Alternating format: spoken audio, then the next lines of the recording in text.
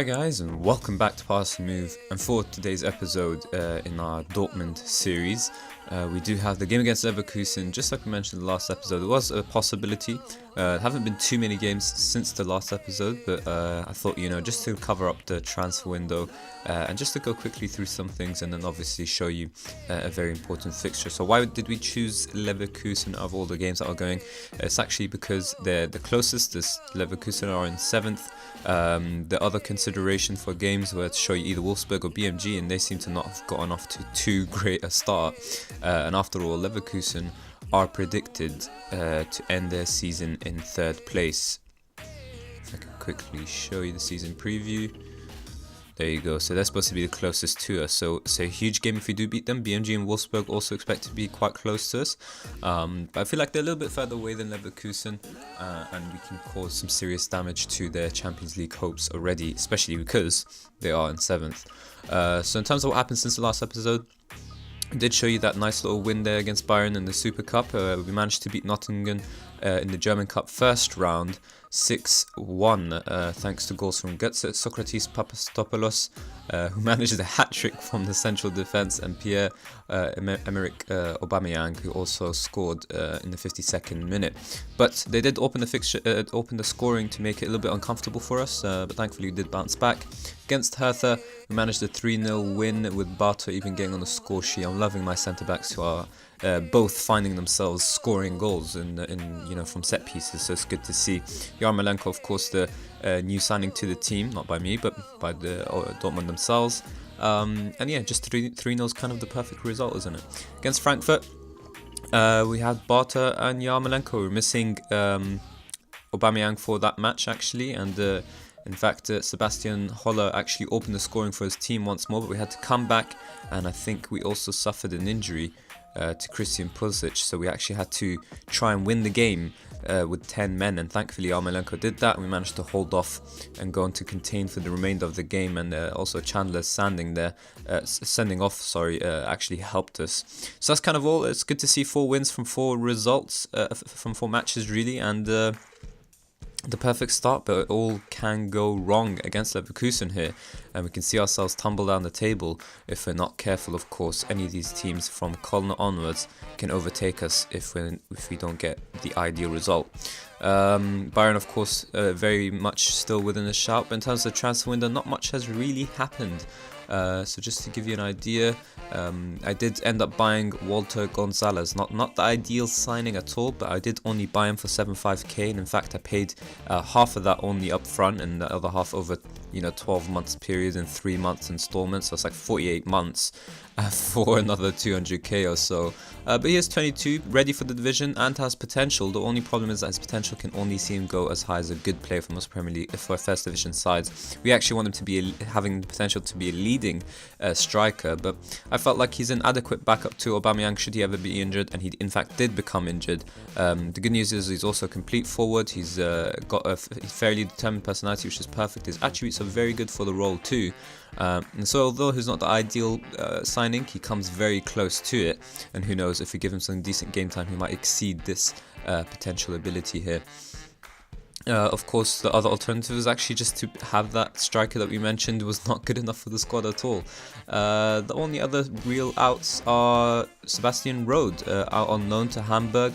I did mention trying to get rid of him. He was actually initially listed, but we did manage to sort of loan him out, but also made Hamburg pay the 51k wages. Unfortunately, it means that we've got players at the squad that we don't necessarily need. Schürrle was one of the players who we couldn't offload.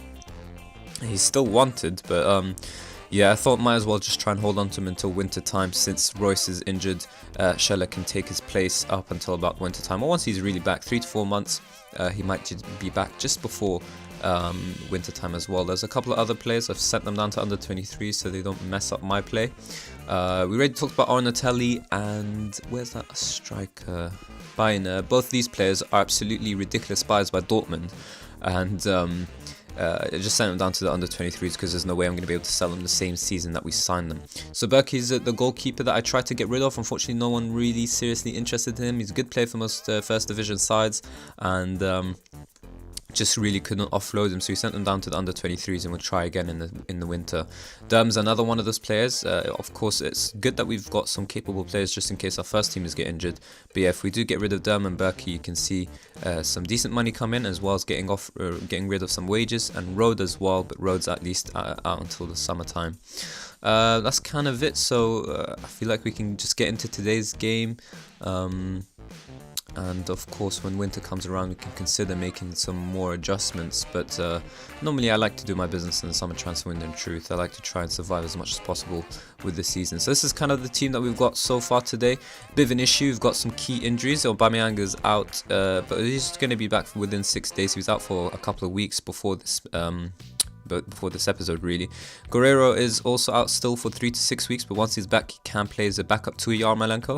And it's a bit of an issue because Yarmolenko, the international break just finished, and he's come back tired. And normally that would mean Guerrero plays, but now we're sort of lacking in the left wing position. I feel like I'll have to play Schürrle there, but he'll have to play as an inside forward, which does not suit our tactics.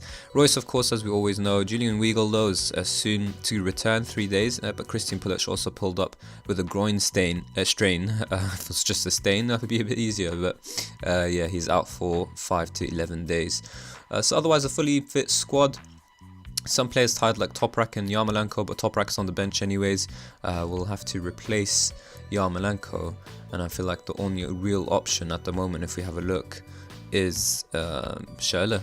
Vidal is actually a right back, and he can only push up to right wing. Yarmolenko's already, there. Philip. I honestly just think it's about Schürrle now, and we'll have to switch him in. Play him as an inside forward. I don't think he'll be comfortable as a winger, and he's okay with the role, of course, but in the same sense, he'll still cut inside from right wing. He's right-footed anyways. Might as well just play him as an inside forward and get it done with. It's going to inhibit our direct style of football a little bit, but we should be okay. We'll just have to push up Park Jo-ho as a wing back. You know what, actually, we do want the crosses from deep, so we'll keep him as a fullback on support. That's kind of it. Also, early observations, of course, is just like I mentioned, Castro and Kagawa are a very attacking midfield pairing, and since we're playing with Gonzalez as a complete forward and support, Guts has been changed to a shadow striker temporarily. He's not comfortable with it, but he should be able to do a job for us. Let's do that. No, not too good. Maybe I can just play him as an attacking midfielder. I think I'll do that instead, since he's not shadow striker material. But yeah, Castro and Kagawa are two attacking players. So it's a bit of an issue. We've been exposed in the whenever we're playing other teams, getting caught on the counter despite playing on control. So I feel like I'll get to the point where I'll have to be forced into playing a more defensive pairing. But sometimes I just leave it on deep lines, playmaker on support. If I feel like we're being too exposed, I just switch into defend, and that's kind of how it goes. So I think we can finally kick off. And we can discuss more about what's going on in the players and what we expect from the game as well. Obviously 4-3-1, a very attacking formation, but we are supposed to be one of the best teams in the league. Might be a bit smart to play a kind of conservative game against the team who are supposed to be competing against us. Leverkusen are a very capable squad, of course. Volland, Mahmadi are all very good players. Brandt, Bellarabi, Bender, Aranguiz. I've managed Leverkusen before my FM18 save, and they do have a very capable squad. The good news is that Sven Bender is actually playing in central defence, so apparently he's a natural there now. Last FM17 I think he wasn't. But I feel like we can expose some of his lower attributes like jumping, reach and heading. Maybe we can capitalise on that, but otherwise he's a very capable central defender. So we shouldn't take him lightly. But yeah, they're facing off with a 4-4-2, so you can expect them to try and counter us. We're going to have to be careful with the players at the back in particular switched on. Park Jo-ho, even though we've got our first choice left back Schmelzer back, Park Jo-ho has just been incredible form, so it's tough to drop him, but the moment I can, I will. Rolly's in goal, of course. Barta and Papastopoulos are always going to be our centre-back pairing. Vidal, of course, as our right-back. Philip are the right winger. Schürrle as the left winger, like we mentioned, inside forward. Götze and Gonzalez are going to have to work well together today if we want to get anything out of the game. And Castro and Kagawa are going to have to be very careful in the central midfield. Hopefully Götze playing as attacking midfield will be a little bit more defensive than a shadow striker or even an advanced playmaker for that matter. But anyways, away from home, tricky fixture, and we do have to let the lads show me what they can do. So I think we can kick off. I think I turned off replays if I'm not mistaken. Let me put that back on. key highlights, medium, very fast, TV, director, everything set. Let's go. I like how you can zoom in and zoom out now just using your mouse, so that I think that's about the right height there. But yeah, looks like early stages suggest that Leverkusen are doing alright, but still just 3 minutes, so maybe we can capitalize on this highlight. Castro finds Vidal quite well, and he goes into Kagawa, advanced playmaker. Has to be a bit smart with the ball. He does find Walter quite well, who I thought was offside, but apparently not. And he couldn't find Schürrle initially, but he does win it again, and he finds Vidal really well. And Vidal just has to put a good ball into the box, and that's what he does. And Götze almost capitalizes, but Schürrle makes sure he does. Unfortunately, it is offside, and it won't count for the winger, who's going to be trying every single time he's on the pitch to prove his worth. He is the inside forward, so you should expect him to grab a goal more so than our wingers, and hopefully we see a decent performance from him today. Doesn't suit our tactics, but we can make the most out of it. Bata does well to win the header. Park Jo-ho isn't awake to it though, and Mehmedi can find Bellarabi quite easily, and Leverkusen are very determined to quickly try and catch us out. And that's a penalty without a doubt. And suddenly we've gone from scoring a goal to possibly conceding one. Who's taking it? Aranguiz, he's a good penalty taker. I'm hoping our new signing, Rulli, he's been called up to the Argentinian national squad, by the way. Ah, damn, completely wrong way, it wasn't even close. But yeah, no, he's been called up to the Argentinian squad, and I have every reason to believe it's just because we've signed him that he's finally getting the recognition. He's a top Argentinian goalkeeper. For some reason he hasn't been called up before. If he's a leading player for the German division, then you can imagine that he's a leading player for most of the top divisions in the world, but for some reason never had a cap to his name. But anyways, 1-0 to Leverkusen. 13 minutes, we've got another highlight. It looks like it's going to be one of those back and forth games, and we're going to have to call for some stability. And this is exactly why I want a ball-winning midfielder and a roaming playmaker as my central midfield player. Playing a deep line playmaker and a support does not, an advanced playmaker on support does not help us. Bellarabi, there you go. The damage being seriously done here. If only I got 3 shots, 1 on target, a half chance. They've got 2 clear-cut chances, 5 shots and 3 on target. I'm going to give it a little bit longer before I decide to go a bit more defensive, but we are playing quite poorly and quite dangerously in truth. And Leverkusen are having a field day. First loss of the season, won't be good at this time. We're going to have to try and turn this around somehow. We've come back from a result, but it was only when we were 1-0 down, so we'll have to do better to actually get anything out of this game. A draw might actually be respectable at this rate. Brandt though finds Aranguiz quite easily, and Volon's on the ball for his team now. This 4-4-2 is destroying us. And Mehmedi has a free shot at Rulli. I never understood how whenever you play an opposition team who are playing a 4-4-2, they do incredibly well. But when you play with a 4-4-2 yourself, or at least for me, I never seem to get the best out of a 4-4-2. So we're going to change Castro into the deep line playmaker on defense to try and somehow solidify the midfield a little bit more. And that's really the only real change you can make. I can't play Kagawa as a roaming playmaker, doesn't have the attributes for it. And I think he's doing okay. It's just, I think we're actually doing okay as well. It's just having a decent amount of shots, we're just not being clinical. If Schürrle just managed to stay on side, this game would have been entirely different. 2-0 though, so it's not the end of the world. We can still try and turn this around. We have to do it quickly though. 25 minutes gone. We do need a goal at least before half-time. If they keep their solidity, it's going to be a bit tough mentally to do anything after half-time. Having said that, we're on key highlights, so we keep getting one after the other. Socrates does well to find Rulli, doesn't do anything silly, and Rulli knocks the ball forward. A bit silly-like, I guess. That's good, that's the end of that highlight. Bata, 6.2 rating. I actually want to have a quick look, because I feel like my central defenders, even with tighter marking, they're quite loose in their defending. And I just want to see, are they uncomfortable? He prefers to be on the right. Yeah, but he also prefers to be on the right, so what am I supposed to do? Papastopoulos, right-footed, Bata. Right, they're both right-footed, they're not just right-footed only, whatever. But anyways, Castro, can we score from a set piece once more? Socrates, directly at Leno, and that is actually a really good stop. Would have helped us grab a goal. Maybe we can do it once more. Götze with the delivery this time. Tar clears it, and it's another corner. Come on, third time's the charm, I suppose. Tar clears it quite easily, and that's the end of that. Anyways, looks like it's quite an even game if you consider the statistics. Clear-cut chances definitely falls in the favour of Leverkusen though, and for all our shots we are not creating anything of note.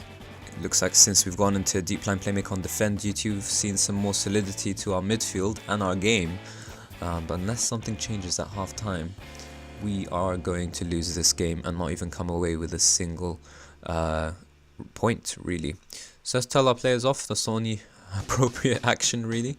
Some of them seem motivated, but we're going to need more than motivation. We need fired up, as it says some of it. Someone like Park Jo-ho for some reason is uninterested in us. As unusual as it gets, you're losing. I think the only option now suits direct style of play as well is to go into attacking. I like to go and stay on control because that means we don't really get caught out on the counter, but it looks like that didn't really help too much today anyways.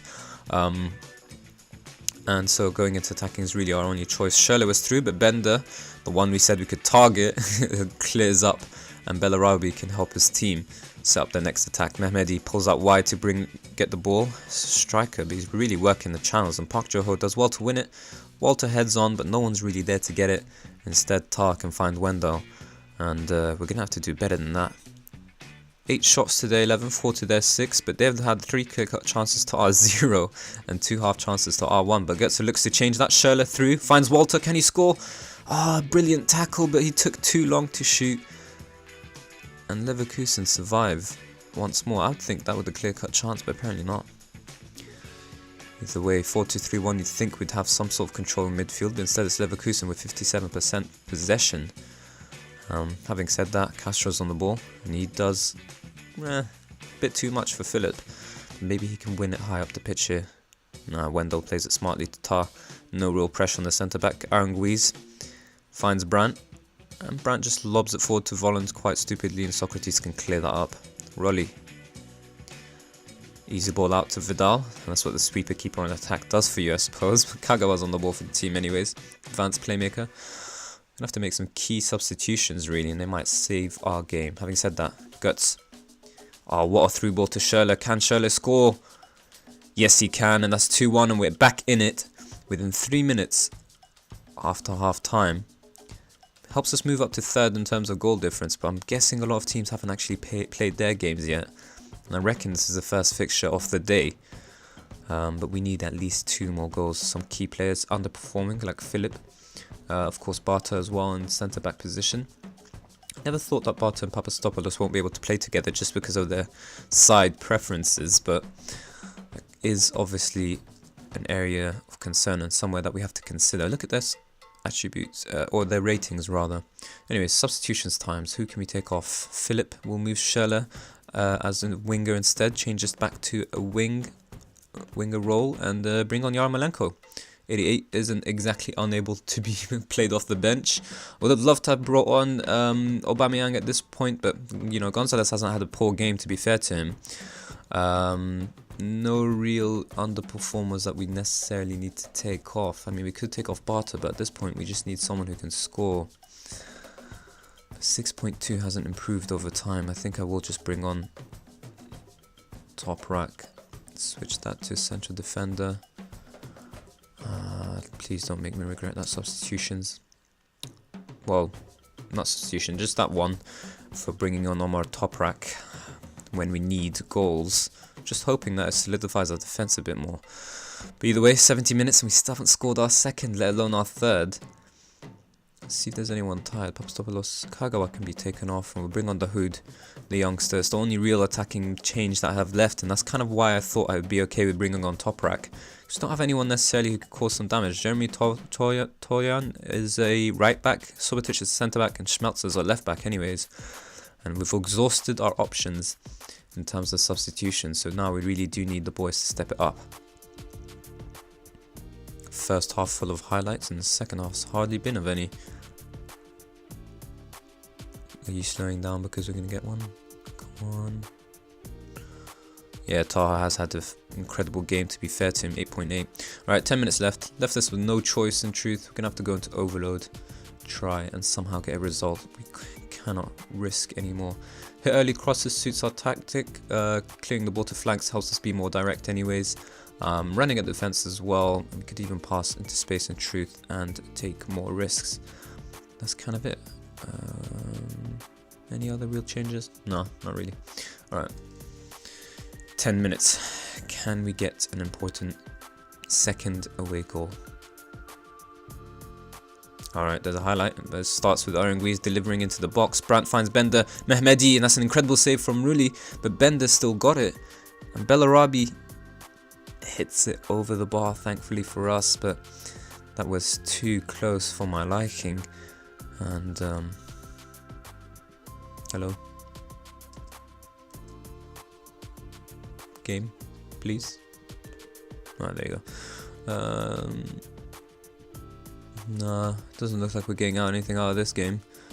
That is the first loss of the season, and just proved how seriously close it is between ourselves and Leverkusen. If we have any hopes of at least meeting the board's expectations of Champions League football, we will have to do better against top opposition like this kind of team.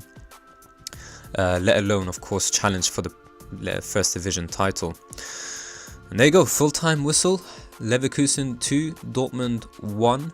And a draw would have been a fair prediction in truth, but yeah, they're two early first half goals, with a penalty, of course, silly penalty to concede, and of course I do have to consider actually switching to a deep line playmaker on defend duty permanently, given how poorly we do as a deep line playmaker on support. It just seems it's nonsense. They do still hold, but it's not good enough.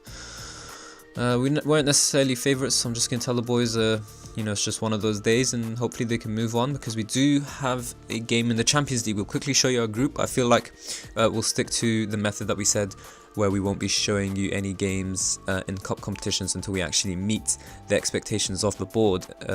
So I think in the Champions League is to get to the knockout stages. Once we do get there, then we can show you some of the games. We do have an interesting group though, and we'll have to do well to actually get out of it. But let's show you quite quickly. So Juventus, Dortmund, Basel and Copenhagen are all the Champions League teams in terms of Group G. It is just expected to reach the first knockout round. We should be able to do that alongside Juventus, but of course Basel have the ability to surprise, and we'll have to do well against Juventus themselves. If we lose both games, then we could seriously find ourselves in trouble. The German Cup is to reach the final, and we're still in the second round, so it's going to be a bit some time. But once we reach the first knockout round, we can seriously show you some Champions League football, but otherwise not necessary. So we're still in the Champions League spots, but we'll have to hope that all these other teams underperform as well. But yeah, it's still early days, of course, and I think we can bounce back. I'll even change that tactic from now. Maybe if we started a deep line playmaker on defend, this game might have gone differently. Of course, if Schürrle scored his goal from an onside position, we might have gone away to actually win this game. Having said that though, in terms of when we'll be back, like we mentioned, it's one episode per month, so you won't be seeing any of these games. Basel, BMG, Wolfsburg, Bayern and Copenhagen, as well as Mainz. There are options in terms of in month of October. There's a couple of games here: Hamburg, Juventus, Hanover, Augsburg and RBL. I feel like RBL will be the team to show you in truth the end of October match.